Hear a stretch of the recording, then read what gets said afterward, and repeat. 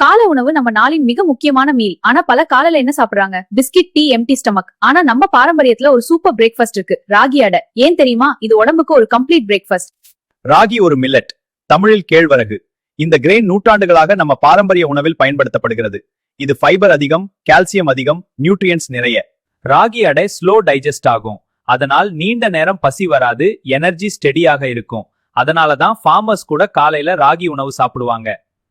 Ragi மில்லட்ஸ்ல calcium அதிகம் உள்ள grain, அதனால போன் ஸ்ட்ராங், டீத் ஸ்ட்ராங் ஆக உதவும். குழந்தைகளுக்கும் மிக நல்ல food. Ragi low glycemic index கொண்ட கிரெயின், அதாவது பிளட் சுகர் அதிகமாக திடீரென உயராது.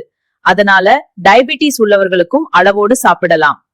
ராகியில் ஃபைபர் அதிகம், டைஜஷன் இம்ப்ரூவ் ஆகும், கான்ஸ்டிபேஷன் குறையும், ஸ்டமக் ஃபுல் ஃபீல் வரும், வெயிட் கண்ட்ரோலுக்கும் உதவும். ராகி அடையில சாதாரணமா சேர்ப்பாங்க வெங்காயம், மிளகாய், கீரை, மசாலா. இதனால புரோட்டீன், ஃபைபர், விட்டமின்ஸ் எல்லாமே கிடைக்கும். அதனாலதான் இது கம்ப்ளீட் பிரேக்ஃபாஸ்ட்.